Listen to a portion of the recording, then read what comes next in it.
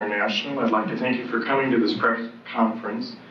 Dr. Willner, MD, PhD, will be giving an explanation in just a moment on what we're doing here and what he will be doing with our volunteer, who is Kim Freyes, who is an HIV positive individual.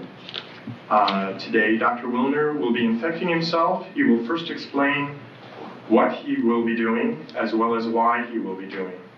Directly after his inoculation, Dr. Willner will be explaining any questions that you have. There will be a question and answer period. And I would like to take this opportunity to welcome Dr. Willner.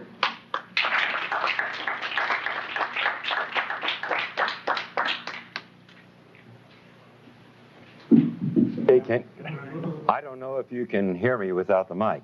Yes. I can hear it. Okay. And because I've done this needle sticking several times already, I'm familiar with some of the things that are put into the press afterwards. And so I want to make a few things very clear before I even start. I have a certificate in sex education, and I taught for a couple of years at the University of Miami Medical School during Sex Education Week to the medical students. I want to make it perfectly clear that I support responsible sex. I call it responsible sex because it goes much further than the concept of safe sex. And I'm not so sure that I know what safe sex is. During this period of time in which especially young people of this country have been threatened with AIDS, a death-dealing disease supposedly, as a consequence of irresponsible sexual behavior, the incidence of venereal disease has climbed, and the incidence of births without benefit of marriage has also climbed, but not AIDS. Really very interesting. So this apparently does not have an effect on the sexual behavior of our young people. And I never for once thought that ever would. It never has throughout history. There's only one thing that will affect sexual behavior, and that's understanding what the responsibilities of sex are. That number one, you're dealing with the feelings and emotions and the lives of another human being when you enter into a sexual contract. Number two, you can contract 6 venereal diseases. And number three, an unwanted pregnancy can occur amongst heterosexuals at least. These are very serious and very important considerations. And the lack of consideration and responsibility in this area creates a cost in human suffering that's incalculable, and a cost in monies that is incredible. So don't anyone out there say that I am for irresponsible sex. But I am against lying to our young people. I am against causing death and destruction through that lie. I am against telling a lie to the young people so that they continue in other behaviors which are truly causing AIDS. Now, you've got to ask yourself the reason that I'm here today. And it's been suggested that I'm here to sell a book called Deadly Deception. There's only 2 ways that you can get the truth to people: by your own words out of your own mouth, and by putting them on paper. And that's the reason for the book. We're talking about probably the most horrible scandal and scam ever perpetrated, not only in the name of science, but in humanity and in all history. Today is December 7th. And I was 12 years old when the attack on Pearl Harbor came. And I remember World War II very well. And it's a very significant day today because I see an incredible parallel between what is going on in the so-called AIDS epidemic and what happened in the years preceding and resulting in World War II. The great lie of Hitler. It's amazing. I think he would envy the job being done by members of the National Institutes of Health and even the media, especially in this country.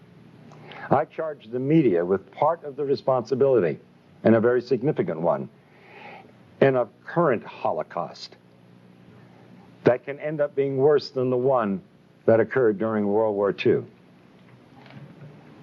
When it was first announced that Dr. Robert Gallo had found the virus that probably caused AIDS, and that announcement was made with Margaret Heckler in 1984 to the press and to the media without one single scientific document appearing in any journal in the United States. And as we know now, without any proof whatsoever that the virus caused any disease. The media picked up on it for the sake of a story. And soon the virus that probably caused AIDS was now the virus that caused AIDS. It was proven in the press and nowhere else.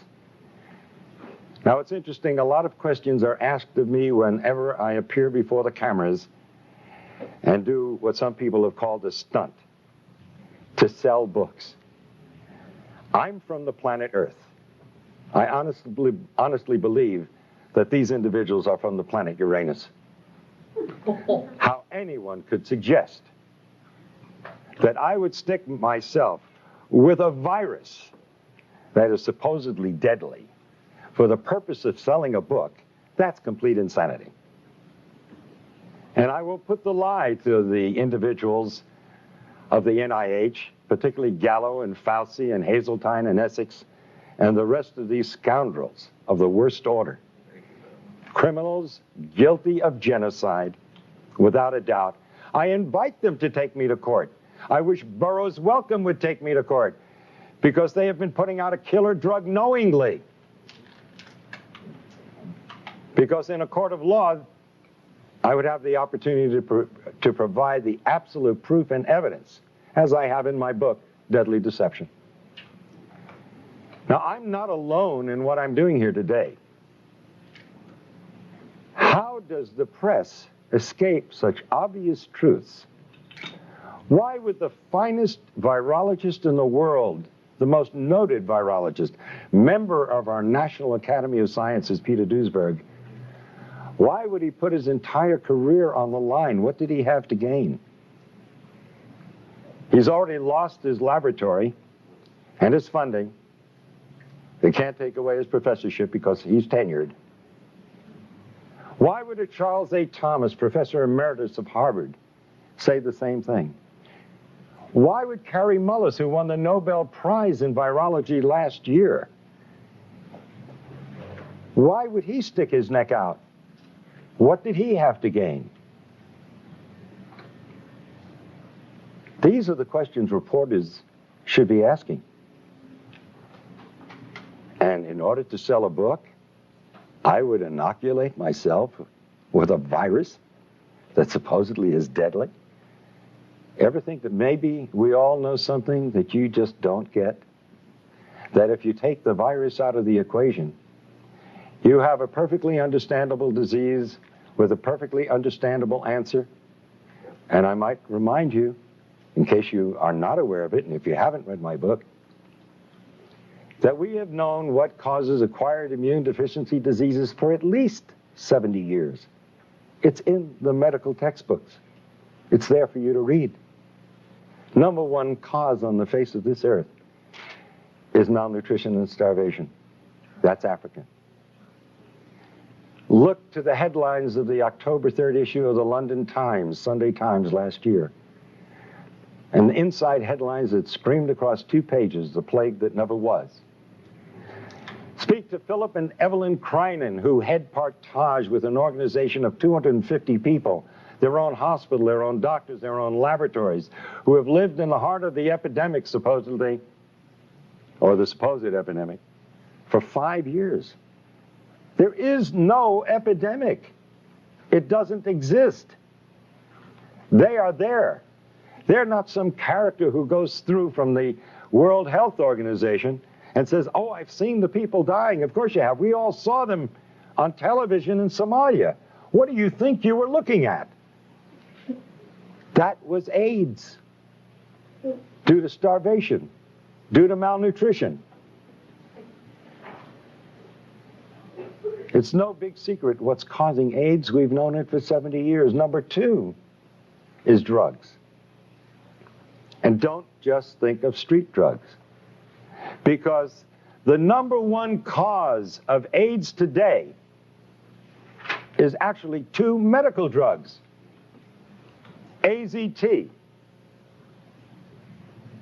a drug that was discovered in the 60s as a chemotherapeutic drug for cancer and was shelved because it was too toxic to treat cancer. A drug worse than cancer is being used to treat people who are immunosuppressed.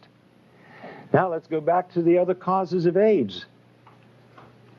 So it's not only street drugs but medical drugs, but now 3 is radiation. What do they worry about at Chernobyl and Nagasaki and Hiroshima? But number 4 is chemotherapy. Number 4. The number 4 cause of death of acquired immune deficiency diseases. Chemotherapy.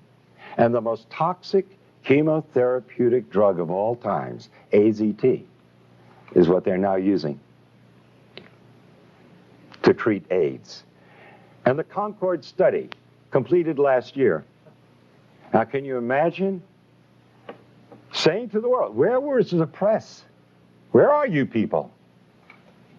Here they're giving a drug that costs thousands of dollars a year, and it doesn't do any good? That's if you want to believe that. But did anybody here bother to look at the insert, the paper that comes with the drug? It's a DNA terminator. It means it is a terminator, just like the movie. It terminates life.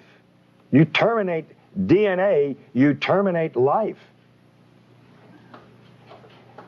And they talk about side effects in the insert. When are you going to learn there is no such thing as a side effect in medicine? It's an unwanted direct effect. And you know what one of the unwanted direct effects of AZT is? Lymphoma, cancer, one of the diseases of AIDS, as they call it. Oh, another so-called side effect, which is really an unwanted direct effect, pancytopenia. You need a definition? Pancytopenia. Pan, all, cyto, cells, penia, loss of all your cells. That's AIDS. That is the definition of AIDS. So AZT, by definition, by their own drug insert, causes AIDS, and nobody survives AZT. That will eventually lead to your death. And they've cut the dosage way down because it was killing them too fast. It's like giving somebody a large dose of strychnine and they die within 5 minutes. And so the next person, you give them a few drops of it and they last 4 or 5 days, and you say, strychnine's a wonderful drug. This person lasts 5 times longer. This is the kind of thing that they present to the world. Now, I have offered for over a year now, and I continue to offer it, $100,000 to anyone who will give me one scientific document that proves that HIV causes any serious disease. It doesn't. It is a scandal and a scam beyond belief. The virologists who are responsible for this, what do they have to gain? Now, I don't know what Duesberg had to gain, or Charles A. Thomas, or Kary Mullis. He already got his Nobel Prize. Why does he come out and say it? And he's the one that found the test, the PCR reaction. And he said that there is no body of evidence that supports that the virus causes any disease whatsoever. But what about the individuals who have perpetrated this lie? They are all multi-millionaires. What do we have to say about the National Institutes of Health when a private laboratory, independent laboratory, found AZT to be 1,000 times more toxic than the laboratory of the NIH? We can understand a 5% error in a laboratory, even a 10% error. But a 10,000% error or 100,000% error? That's fraud. And as I understand it, the word has gone out, and there's even documents and letters to prove it, that the CDC, the same organization that let blacks go untreated with syphilis, well documented, just to see what would happen with the disease. This same organization who had to admit that they can't give in on the AIDS thing now because nobody would ever be able to trust the government. I think the last election tells us what the people think about government. But science is acting no differently than politicians do. And now we have disease by politics. Isn't it strange that the same day or the day after Robert Gallo filed for a test for HIV after it was announced? This sounds like premeditation. You mean he just happened to have this test available? And so the same day or the following day, he files for a patent? He had a test. He was simply looking for some kind of a disease he wanted to apply it to. And that test. 30,000 Russians who tested positive for HIV were then tested with another test that's supposedly far more accurate to confirm the positivity. And 66 out of 30,000 proved to be positive. That means that the test HIV is 99.997% inaccurate. You want to take a test that's 0.003% right? And you're going to rely on that? But that's what they're doing to people out there. They're taking a test that is not only invalid, it's totally misleading. In fact, when you get results like that, then I would say you're going to be more correct that if you're read as being negative, consider yourself positive. And if you're positive, consider yourself negative. By the way, at the request of many individuals, I did go for a test a couple of weeks ago in New York City at the biggest clinic there that does more testing than anybody else. And the doctor who ran it was bragging about the fact that he did more. When I told him about the book I wrote, he said, "Shh, don't say anything. My patients might hear." Okay. I tested negative. And of course, Fauci said that you need, or when he was answering what I did in Cleveland a week ago, he said, well, he's going to have to stick himself 300 times to transmit the virus. Where are you people in the press? 300 times to transmit a virus? You cannot have an epidemic under those circumstances. If you can't transmit it by blood, you certainly can't transmit it sexually, unless you're into real sadistic acts during sex. I don't know how much blood you want to draw. It's literally unbelievable what they're getting away with. How does the press let this go? Oh, an epidemic. United States government says 12,000 people died each year from 1985 to 1992. Now, a child in public school will tell you an epidemic starts out in 1 year. You got everybody's involved. That's where they would put it. 12,000 a year for 7 years in a row? That's not epidemic. By definition, it's endemic. And you would expect in 7 years, considering it spread sexually, that you'd have probably 15 to 20 million. We're a pretty active country when it comes to sex. We like to put it down, but we sure belie it in the behavior that we do. Oh, an epidemic, really. In Russia, 105 deaths from AIDS since 1987. In Philippines, 80 deaths since 1984. Epidemics? There is no epidemic. But who has to gain from this? Dr. Duesberg? What is he gaining from this? That alone should alert the press to who's telling the truth.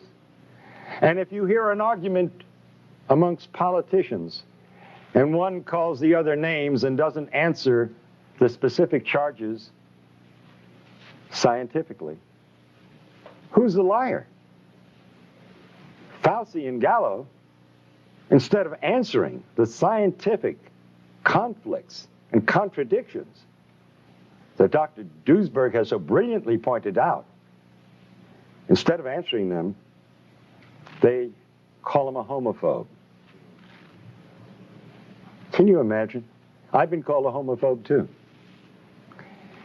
I wonder, I come here with a message of hope to not only the gays, but to the blacks and the Hispanics and all the other outcasts of society, which strangely enough are the only groups that have been connected with the so-called AIDS. Because you see, if you belong to one of those groups, you got AIDS.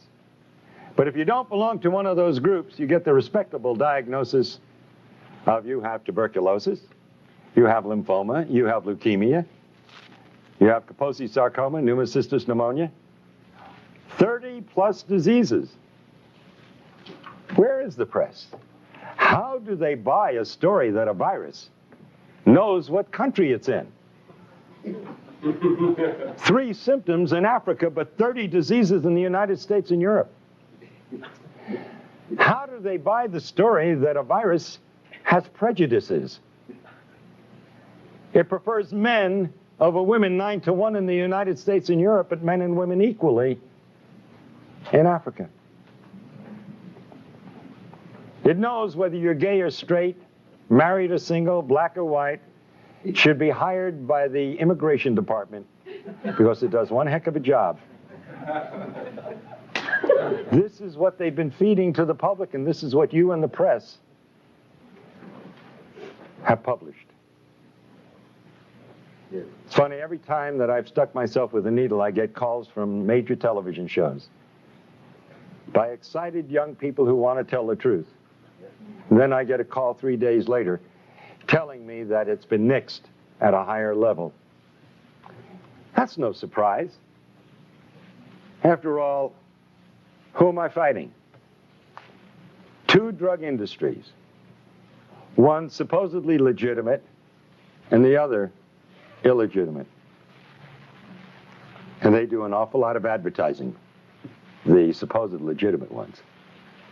All those things out there that they sell for your colds and everything else, that's the pharmaceutical industry.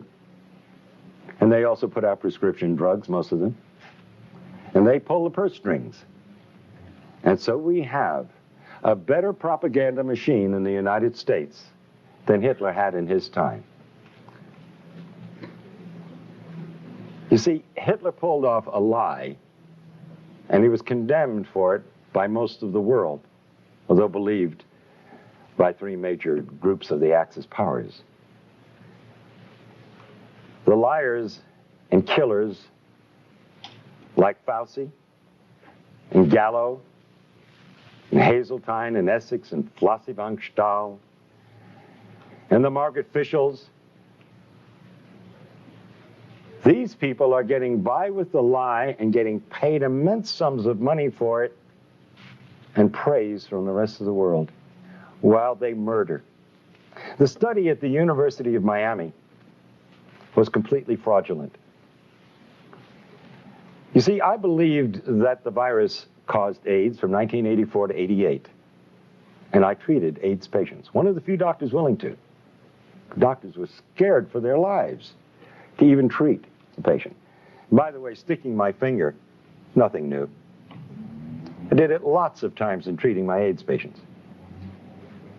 And in fact, it's amazing that in spite of the fact that we are at such great exposure to this deadly disease, the incidence of the disease amongst medical personnel of all types is less than the general population. This is a first in the history of science. Think about that. How is it possible? Maybe the virus has nothing to do with it. Not only maybe, the virus has nothing to do with it. In In 1988, I was invited to a dinner where Burroughs Wellcome was going to push AZT as a drug for treating AIDS. And we were told we could ask questions during the dinner because Margaret Fischel was going to be speaking. And when she mentioned that the drug AZT had 56 side effects, I raised my hand. And I said, Dr. Fischel, how do you do a double-blind study on a drug with 56 side effects? You've got to know if you're on the drug. And she said to me and the rest of the doctors sitting there, well, the placebo had 31. And I raised my hand again. How could a placebo have 31 side effects? How could an inert substance have 31 side effects? I didn't know what was wrong then, but I knew there was something wrong. I knew there was something dreadfully wrong, and I didn't know how dreadfully wrong and how deadly wrong it was. But the answer came years later. The FDA, as you probably know, released AZT after 4 months of a proposed 6-month study. They cut it short because one group in this double-blind study where nobody knew who was on what, one group was doing better than another group. And so out of compassion, they terminated the study. I don't blame them for that. And sure enough, the AZT group was doing so much better than the placebo group. And so they released the drug. But then 18 months later, their own investigator from the FDA brought back his report. And guess what it showed? The participants in the study knew the first week who was on the drug and who wasn't. You didn't have a double-blind study. It wasn't the Cadillac of studies. Not only that, some of those on AZT admitted to sharing their drug with members of the placebo group. That explains the 31 side effects in a placebo group. Some of them were taking AZT, side effects. But, and by the way, that makes it a complete washout as a scientific study. Right then and there, the drug should have been discontinued, called back. But then came the kicker in this report. The individuals on the AZT in the 4 months of the study received 6 times more blood transfusions than the placebo group. What happens when you get a blood transfusion? You look better, you feel better, and you live a little bit longer. But the most important question and lesson from all of this, you must ask the question, why did those on AZT need 6 times more transfusions in a 4-month period than the individuals on the placebo? Because you're dealing with a killer drug, and you need those blood transfusions to survive, and coincidentally, they made you look a little bit better and healthier than the other group. And then, after I go through all this, invariably, somebody's going to ask the question, so what really causes AIDS? And I had to say it 10 times or 20 times in my book, and I'm going to say it again now. We have known for 70 years why the other individuals in the study died.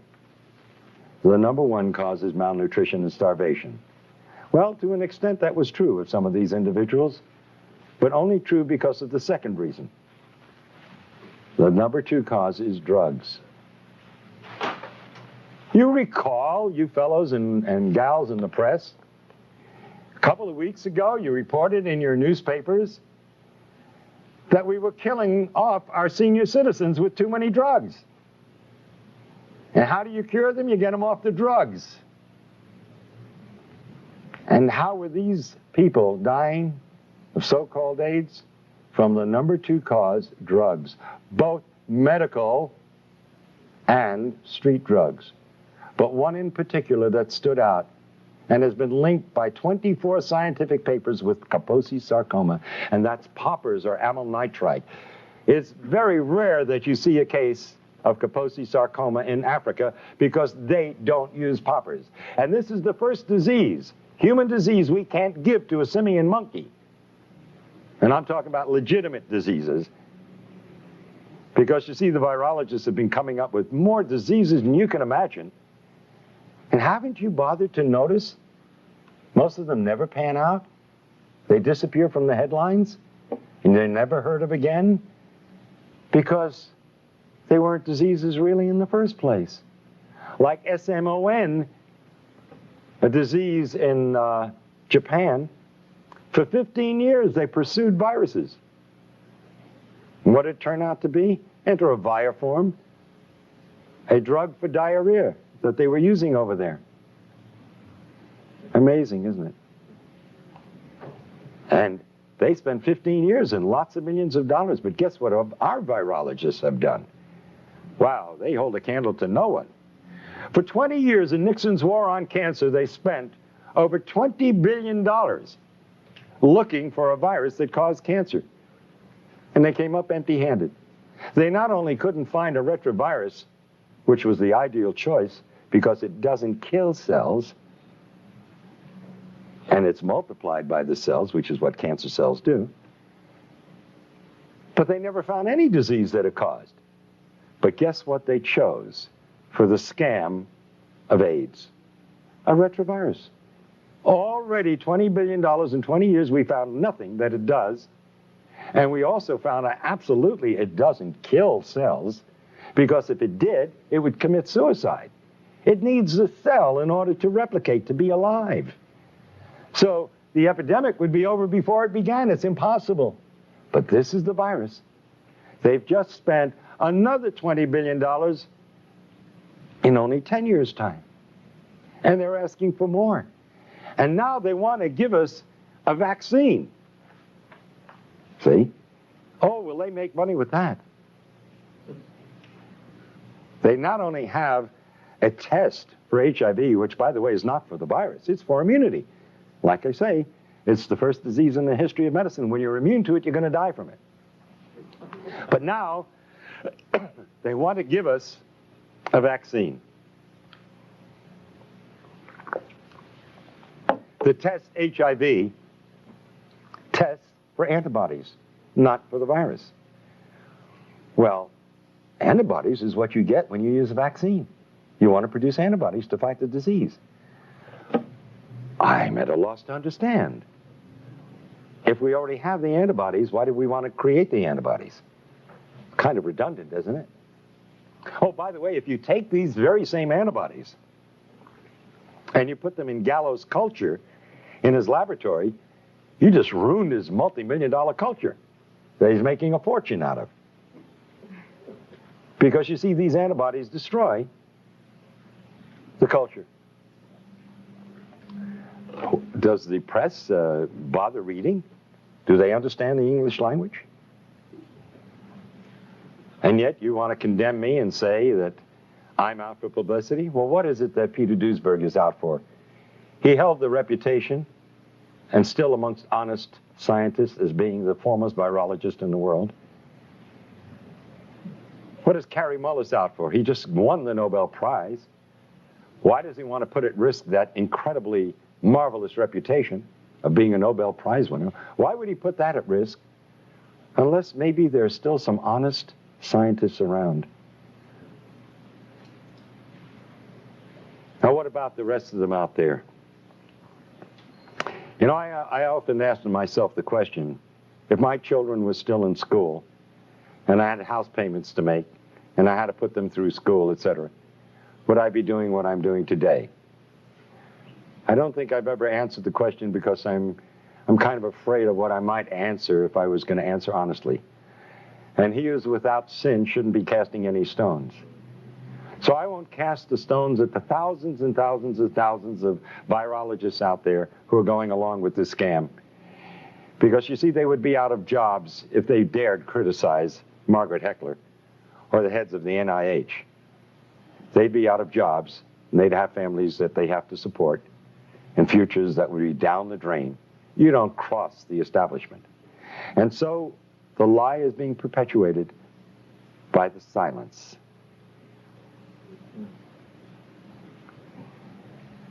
And even Gallo would say to the press in answer to the question, what does he have to say about Duisberg's challenges?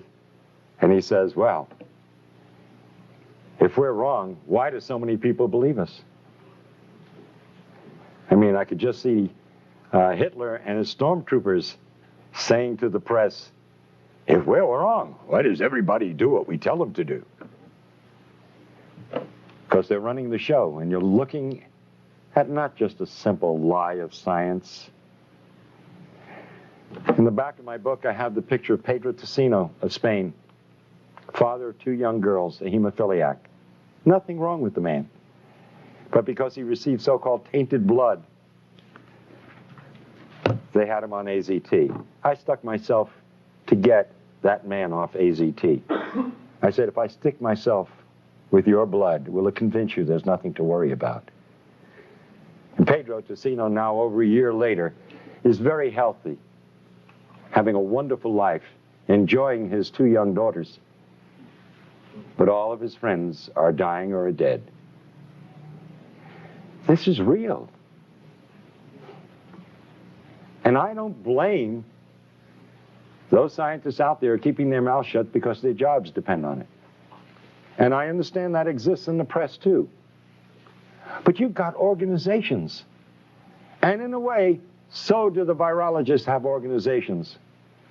And if enough of the honest ones would stand up and take that chance, if you all stand together, you make a statement. And you can do that in your press associations, even though the people who own the newspapers and the television shows are afraid of losing their sponsors. You can at least keep your dignity. That's the choice you have to make. And that's the choice that I have had to make.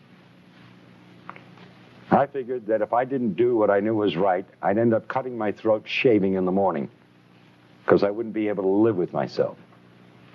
And that's the honest, simple truth.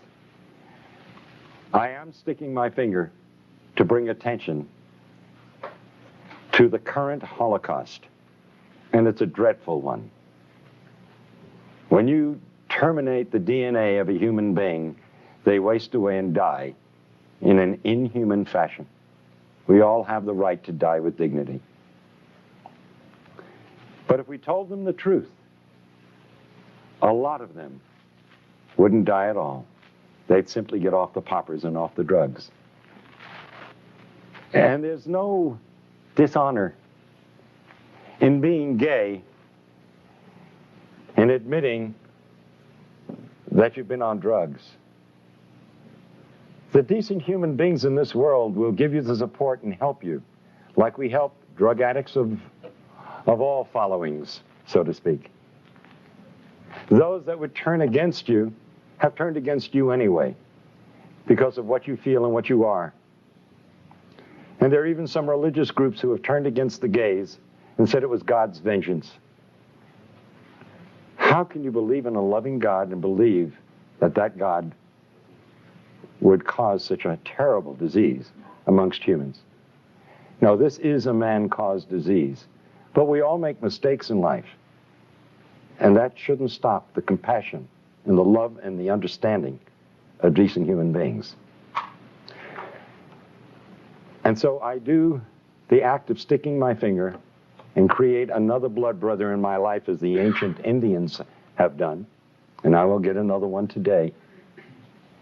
Because I'm not afraid of getting AIDS. I know as a scientist that there is nothing to fear. I know what causes AIDS. I am not going to lie to others nor myself about it. I don't like sticking myself with a needle because it hurts. And if you've ever seen my expression on pictures, you know that to be true. So, Kim Freitas. Kim, are you here? Yeah. We're going to become blood brothers. Yeah. And please, to the press and to everyone else, I don't intend to stick myself 300 times because it wouldn't prove anything anyway. Oh, and might I say that a Dr. Gottlieb, who achieved fame for being the doctor that noted the first 4 or 5 cases of AIDS, who said to me on a radio broadcast the other night, he would believe me if I took a liter of blood. That's a transfusion of blood. And I said, you know, you must be mad. What is that going to prove? If you need a liter of blood to get AIDS, then nobody's going to get AIDS. Right. Yeah. In any case, well, I got to do myself first, and then I have to do you. Yeah, but let me do your finger, okay? I mean, I got to do you first, right? All right. Excuse me. Then I got to do me. Excuse me, I have that backwards. All right. Wait a minute. Got to find. This is a heck of a time to lose my needle. There we go. Okay. Ladies and gentlemen, this is a typical butterfly needle set. If somebody has a scissor, it'll help. There, I got it. Okay. It's sterile. And usually we use it to take blood by sticking this in, and then we can inject things also. So, let's do that. We got this. Yeah. Okay. Now I'm going to... let me put my glasses on, okay? Good. I think you'd rather I do that. I got to tell you a cute little story. Shortly after my son was born many years ago, he's now 40, he got some kind of an infection or whatnot, and I spoke to the pediatrician at the hospital. I was an intern at the time, and he said, go home and give him a shot of penicillin. So I took the syringe and everything home, and my wife held Bruce over her shoulder, and I grabbed his little bottom cheek, and I go like this, and I stuck it right into my thumb, so. Careful. You can tell I don't like doing this, never have. Okay. Now we want to get a lot of blood. There we go. Okay? There we go. Now I'm wiping this needle thoroughly in this blood. And I say to my friends Fauci and Gottlieb and Galpin and Gallo and all the rest of those criminals, all right, that this is for the sake of humanity and no other reason. Oh, whoa, whoa. Right. And believe me, it hurts. You can move it.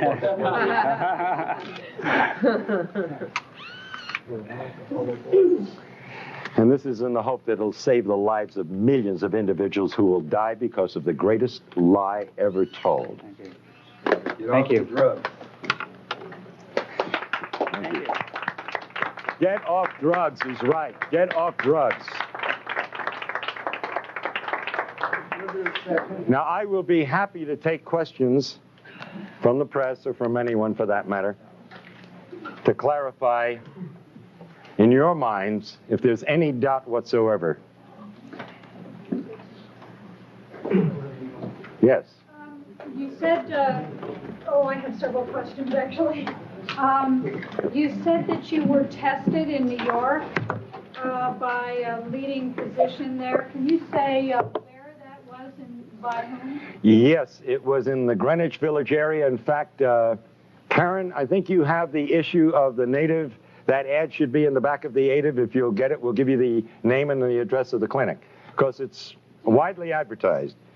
And that's where I went, where everybody else is going.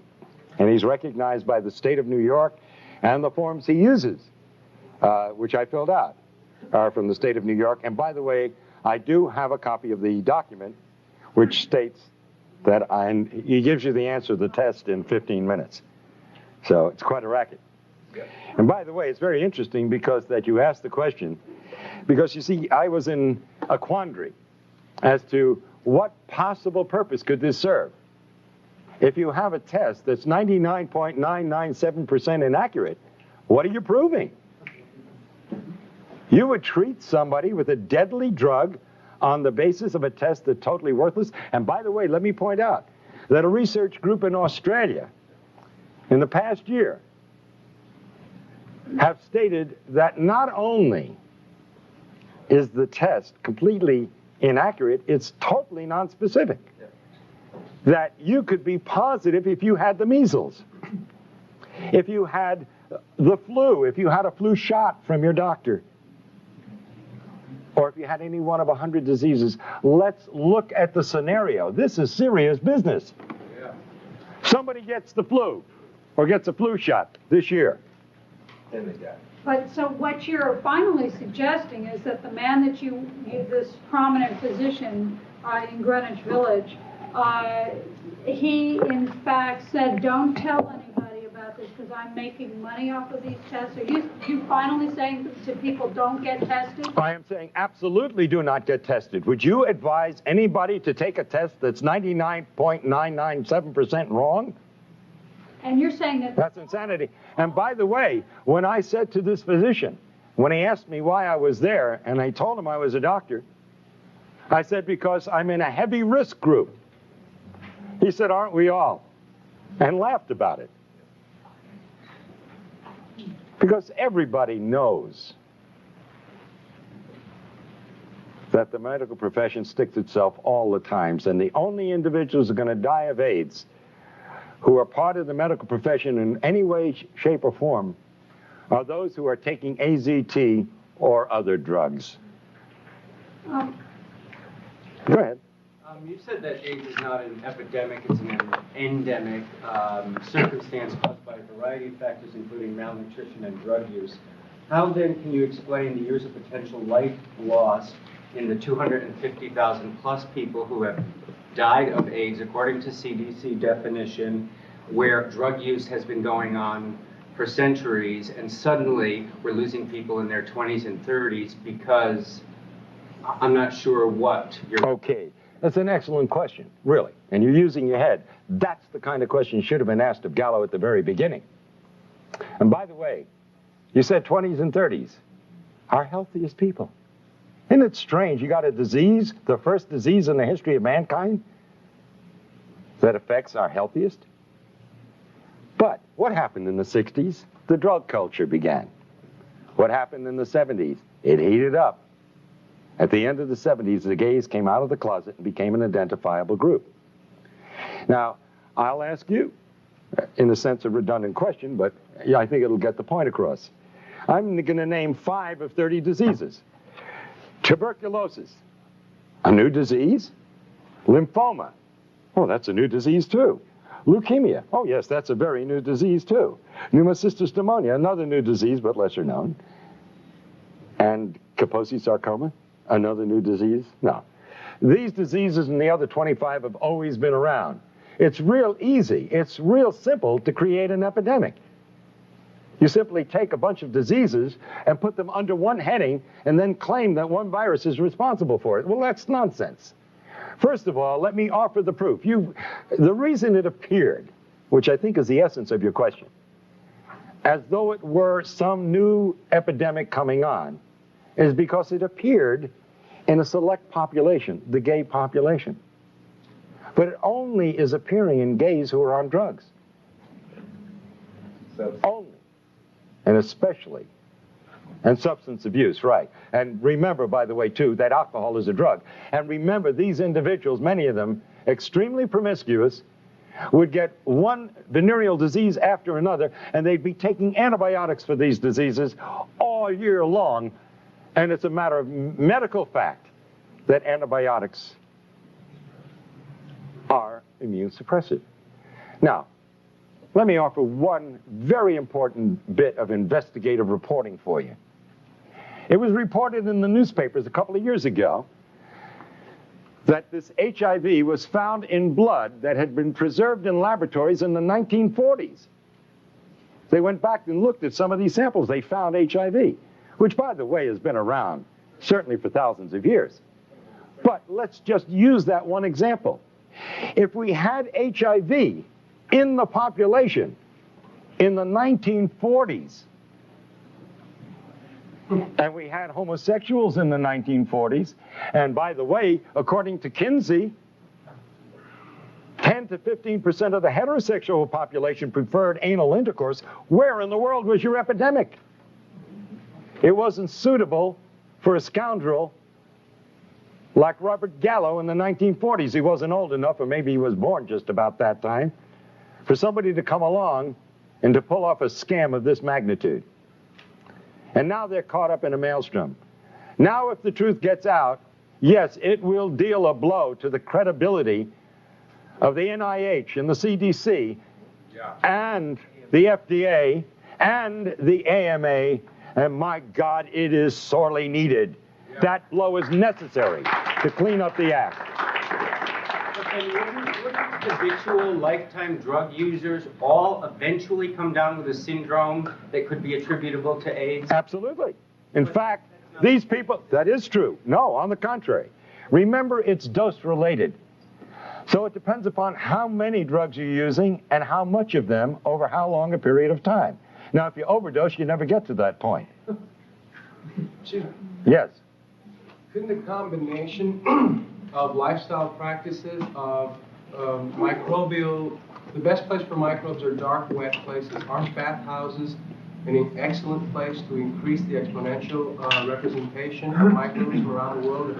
If men who have had sex with 1,000 other men through the year have contact with those same men who are themselves are very similar, do you think that that adds an incredible amount of immune suppression that is not suffered by the rest of the population who does drugs or those other things? Do you think that that has? Well, I don't know. You see, the Romans and the Greeks had bathhouses, and there's no evidence that pardon me? Not with ecstasy, MDA, poppers, and all the things that were going on.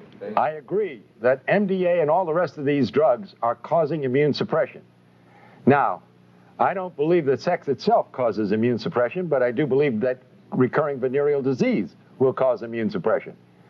But the simple fact is that the virus has nothing to do with it. And that's the important thing. That I am certainly for people having a healthy lifestyle. Absolutely. But let's not get into the idea that this is, again, a contagious disease. You cannot give AIDS to anyone, and you cannot get AIDS from anyone. Yes, Michael Elner. Would you consider the intense chronic psychological terrorism surrounding HIV and AIDS to be a major cause of what's called immune deficiency? 22 years ago, I urinated pure blood without pain. I knew immediately what the diagnosis was. It was bladder cancer. I cannot fully describe what I felt at that moment. It is unbelievable. It's like taking a crash dive into the depths of anonymity, total isolation, fear, and panic. And all the faith in God, or whatever faith you may have, cannot handle that at that moment. When you start to get your wits together, and if you use your intelligence and then your faith, yes, spirit and mind are wonderful things. What you're saying is true. It's a sentence of death for most people. And immediately, their body metabolism goes into negative phases. Everything becomes destructive. This is modern medical voodoo. If a doctor tells you you are going to die, I'm willing to bet you're going to die. I'll be the first one to put money on the line and say, the chances are you're going to beat the statistics. You will die because you've been told so. This is American voodoo. I'll get back to you, but let me take someone else. Yes, Dr. Willner, I really appreciate what you're doing. I've been out here trying to inform people about this disinformation for a number of years now.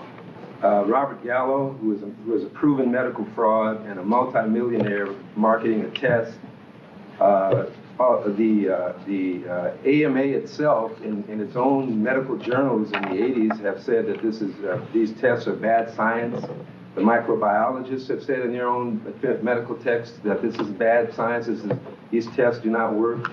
The hematologists have said that this is false. These tests.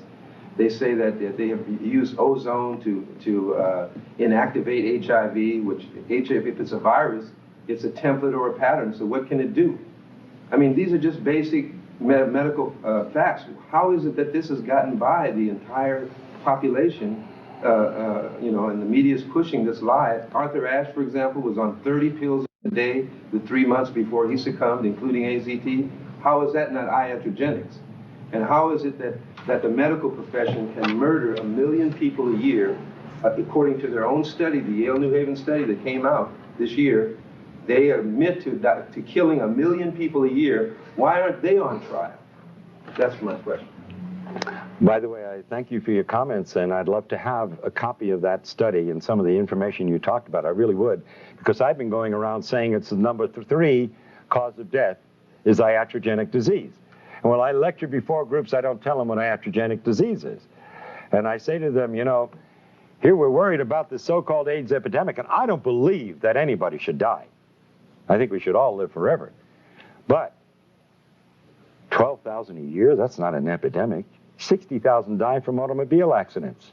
120,000, I've been saying, and I hope you're going to help me change, 120,000 die each year, they admit to, from iatrogenic disease, 500,000 from cancer, and 800,000 from heart disease.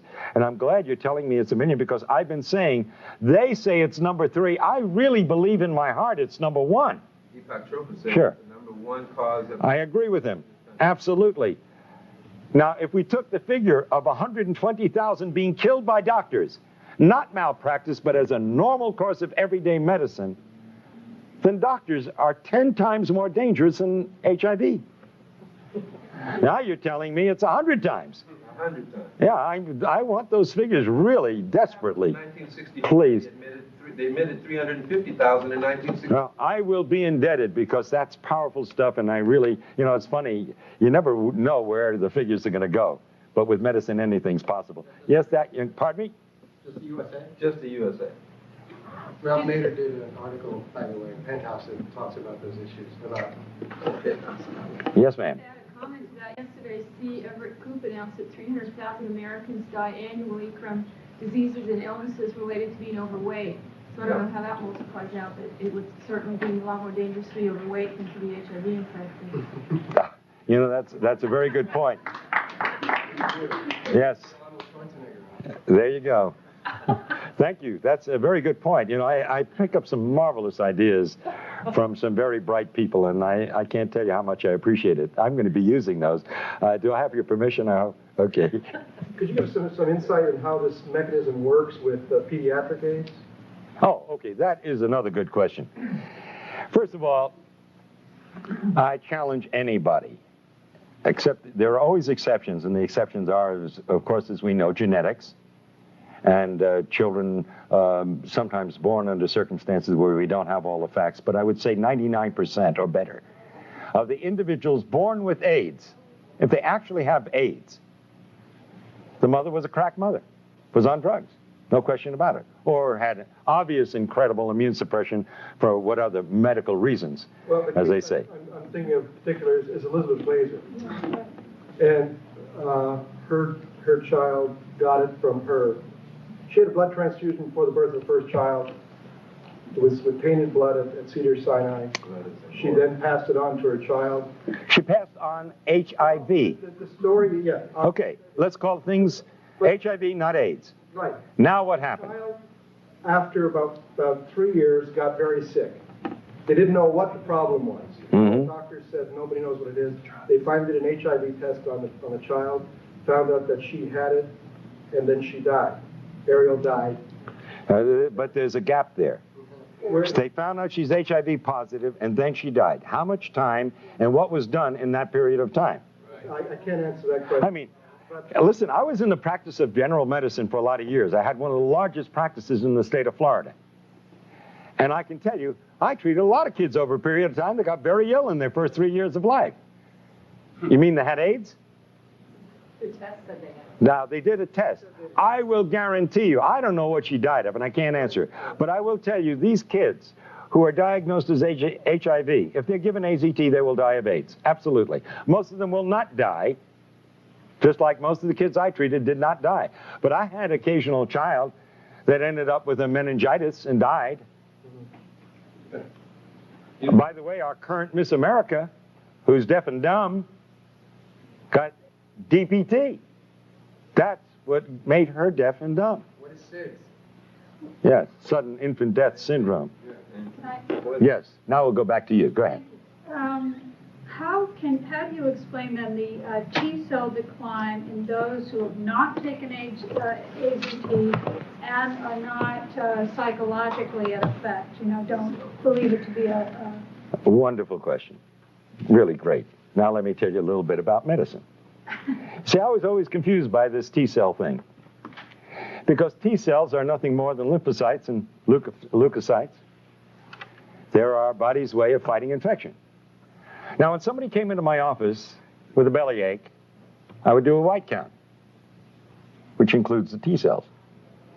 Now, if the white count was like 5, 6, 7,000, didn't think anything of it.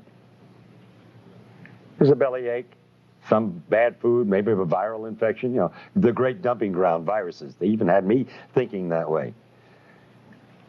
But if it was 20,000, I alerted a surgeon. You see, the body creates the T cells when it needs it. If you don't need it, you don't got it. Why would you walk around with a lot of T cells when you've got nothing to fight? And I can tell you one thing we have always known. There is no correlation between severity of disease in AIDS, so to speak, and the T cell count. Doesn't match up, and I'll tell you why. You look a little bit confused when I said the fact that you will not have a high white count unless you have a severe infection. However, which means that if you don't have a high white count, it's not bad. If there's nothing else wrong with you, then I'd say, well, that's normal. Well, why do you want a high white count? If you got a bad cold, you'd get an elevation in your white count. Now, we know for a fact, it's well documented, that you have individuals who have died with AIDS with elevated T cells. And we have individuals who've been healthy. And when I tell you healthy, I feel sick by comparison at looking at some of these individuals. And they test out incredibly well. The best, healthiest specimens I've seen, the kind that most women say, oh my God, why is he gay? You see? Because he's so good looking and so handsome and so strong and so healthy, you see? They have no T cells. So T cells, you don't count T cells as a barometer of how one is... No, because yes, you can use it to some degree as a barometer, depending upon the situation, but basically, no, you can't, and I'll tell you why. You know that you can change the T cell count if you worry somebody? Completely established. I worry about these individuals who go in and get these T cell counts one after another, because their whole life is focused on these T cell counts. And when it goes down a little bit, instead of being reassured, which is the way I would interpret it, they get panicky. Now they're really doing damage. And at some point, if they're on drugs, and sometimes even if they're not on anything, but because they've been told they're going to die, like the witch doctors of Africa and elsewhere, these individuals will die because they literally worry themselves to death. It's a crime beyond belief. They're the rare ones, I admit.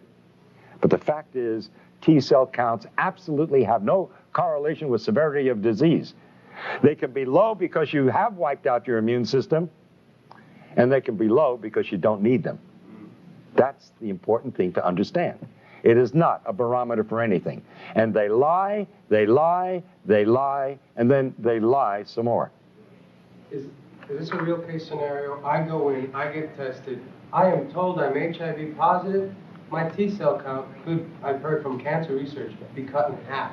In other words, 50% of your T cells go on strike, the other 50 keep working. I got news for you. The other scenario can happen too. It can go wild, go way up. Yeah, but if it goes down because I'm told I'm going to die, isn't that enough to get me on AZT? Oh, sure. Absolutely. First of all, let me tell you something. The CDC that let syphilitics untreated when they had drugs that could have treated, just to observe, this same CDC has already admitted that between 40 and 60% of the cases listed at AIDS were never even tested for HIV. And not that it makes any difference because the test is meaningless. So could this scenario also happen? I take AZT, because it is a foreign invader, my T cells will go up. Yes, they initially do. And that's exactly what happens. When you challenge the immune system, which AZT does, you get an initial rise. But then the AZT begins to do its dirty work and suppresses your entire reproduction of your T cells, and eventually it goes through the floor. Absolutely. That is the scenario. Yes, we're going to try to finish one or two more of your questions. You say that HIV is somewhere in this. You say that HIV itself is a harmless tissue. It's an innocuous retrovirus. Are you then saying that as you said earlier about you don't know what safe sex is, that if I go back and report to my gay and lesbian readers, young gay men in particular, and there has been a rise in incidence among young gay men of HIV, again, with the test that you don't believe in. Right. But, Well, it means nothing. Until you give me one single document that proves HIV causes anything, it's meaningless. okay, but what I need to, here's what I need Yes. to know. Mm-hmm. Is HIV sexually transmitted? Shall I go and report to these young gay men that they need not worry about practicing safe? HIV, this harmless virus, can be sexually transmitted with incredible difficulty to the point where it becomes meaningless.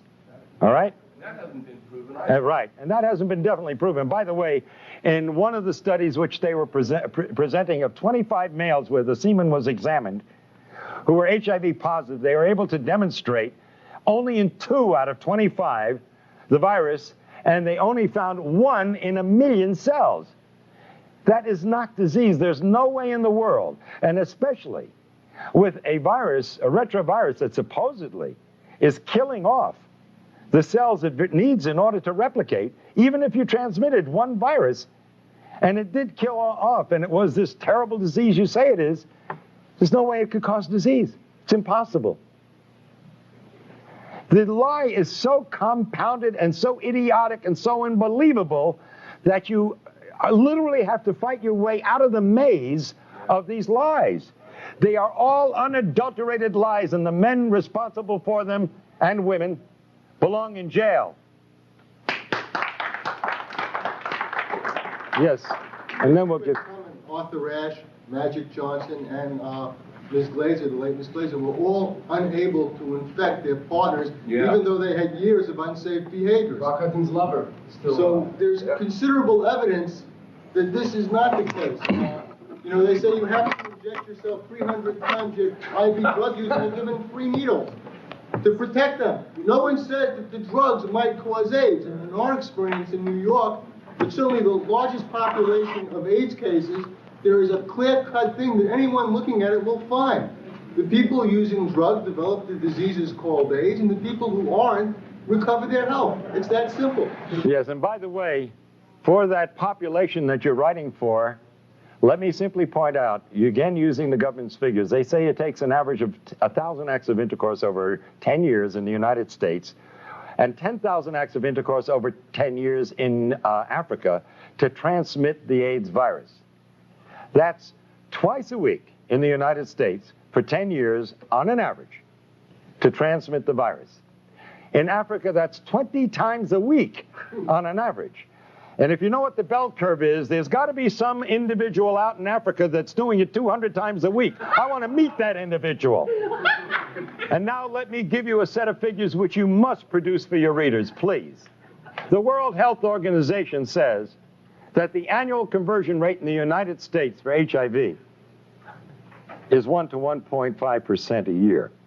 Now, according to the figures given us by the CDC, there are constantly, for 10 years now, 1 million HIV positives in the United States. Now, that defies all definitions of an epidemic. How does it stay steady at 1 million if this is an epidemic that's going to kill everybody? And by the way, their predictions from 10 years ago were 91% wrong as far as deaths were concerned. Think of that. Now, hold on. 1 to 1.5% per year would average out to 67.5 years for everybody who's HIV positive in the United States today to become full-blown AIDS. That's the annual conversion rate, published not by me, by the World Health Organization. But in Haiti, it's 1/10 that. So if you're HIV positive, I would advise all your readers to go to Haiti. They got a 10 times better chance of survival if they go to Haiti. Because there it will take 1,000 years for everybody, this is World Health Organization figures, for everybody who's HIV positive today to become full-blown AIDS. But hold your hats, hold the presses, young lady. Tell your readers this, and I quote the World Health Organization. Maybe I should put my hand like this while I say it. But they say that in Zaire, you have 100 to 150 times better chance of survival if you're in Zaire than if you live in the United States. In other words, there, it will take 25,000 years for everybody who's HIV positive today to become full-blown AIDS. Now, I think you ought to urge your readers, all those with compassion and with heart, to take the first plane to Zaire and to stop anyone on the street and ask them, are you HIV positive? And if they answer in the affirmative, I think you owe it to them as a conscientious human being to say, sir or madam, are you aware that in the next 25,000 years, you're liable to die of AIDS? Those are government figures, they're not mine. The ridiculousness of it demands that you print those figures, that they give them to your readers. Isn't it interesting that Africa and Haiti have similar situations in North America and Europe? Although Africa is closer to Europe, you would think that infectious spread would spread closer to the center of the origin. The answer is very simple. Malnutrition and starvation can lead to death, and at a very variable rate depending upon the malnutrition. But AIDS due to drugs is a much shorter period of time. And iodocanol, it's a drug from Ciba-Geigy, or no, LaRouche, I think. They've been injecting people in Zaire and Angola and in Haiti with this iodocanol since the 1970s. And this is a hepatic drug. This kills the liver. And the liver is your biggest filter of your blood in the body. And if you destroy the liver, it has more than 500 functions in the body, then you're dead. By the way, let me throw out, I think, an overall principle to take a look at very seriously from the point of view of disease and death. And this applies to AIDS as it would apply to any disease problem in humanity, and with this I'm going to end. The bubonic plague killed half the population of Europe. The question you must ask and must answer, if you're going to be a rational thinking human being, is why didn't it kill the other half? In the United States, in 1919, 18 million people died of the flu. My question is, why didn't the other 92 million die? The answer to that, and every reporter owes it to their readers, is very simple. The bugs do not cause the disease unless there's a suitable terrain. And so the answer to all disease is not to take a shotgun and blow a human being apart, but to simply prevent the disease to begin with by living at peace and in harmony, not only with your fellow human beings, but with every organism on this planet. And thank you.